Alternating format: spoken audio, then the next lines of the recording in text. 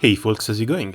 I'm having a particularly hard time picking my Suptix target this time around, and writing things down usually helps me taking these sort of decisions. So far, my gacha luck has been quite horrible. Outside the Monkey's Park, I've only gotten one character that was released in 2021, and that was Zehek. Now, I'm not saying that I want them all, or, well, I kind of do, but I'm not really expecting that to happen. Still, no Zeta, no Bea, no Shion, and now Narune has gone by as well while taking another 20 YOLO rolls off of my pockets. 60 rolls total on Legfest and no SSRs. The curse keeps on striking, and this pick is going to have to cleanse a bit of salt off of my taste buds. As far as possible targets go, Fire is going to have to wait for the next round for Shion.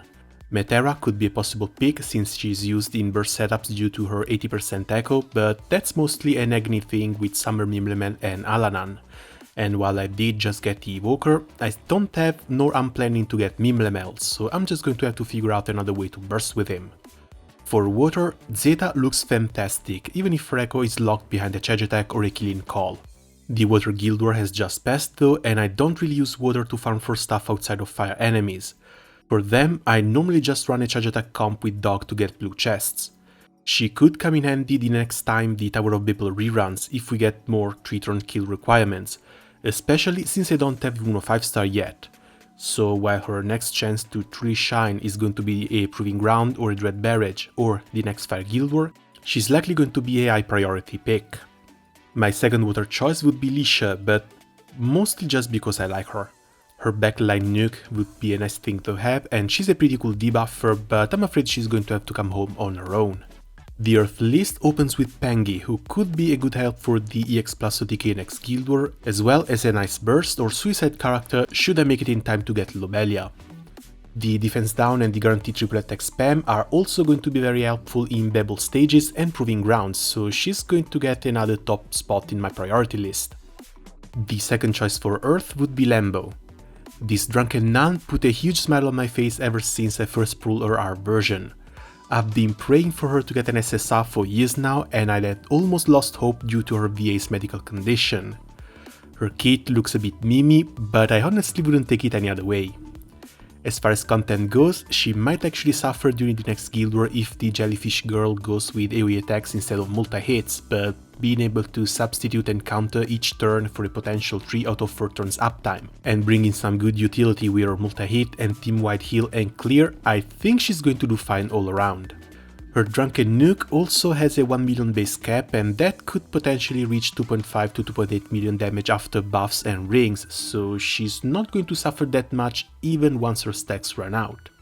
It always sucks when your brain and heart point into different directions, but Lambo has got to go up in the potential picks.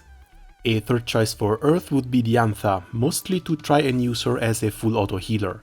In terms of buffs, the only stable one seems to be her hype, but she's bringing an echo alongside it, so maybe that could make up for the lack of charge attack damage.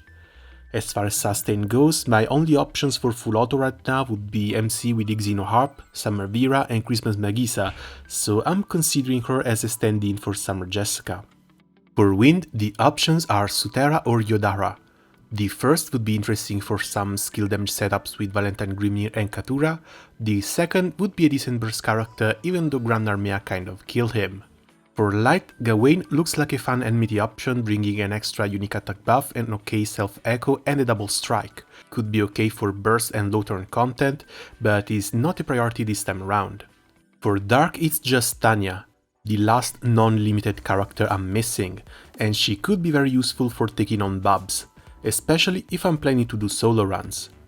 Still, I don't think I'm going to be limited to Dark for that, especially with Korwa and Katselia.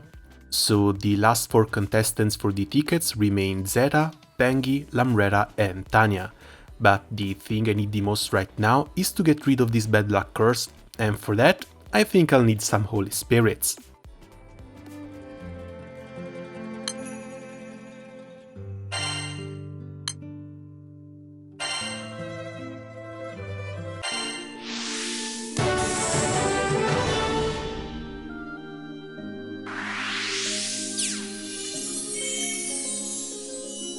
心機一転、迷える子羊は私が導く。改めてよろしくね、団長。あ、お酒は隠しておいて。やっ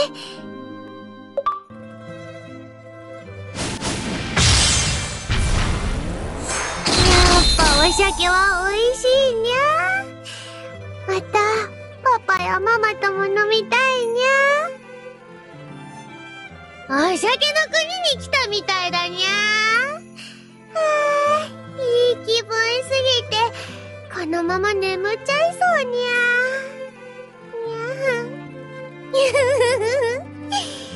パパやママにも分けてあげなきゃにゃ。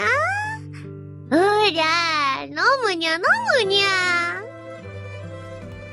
Alright then, that's going to be it from me for the moment. Let me know your picks down in the comments, and as always, thanks a lot for watching and good luck with your grind. See you soon. Ciao.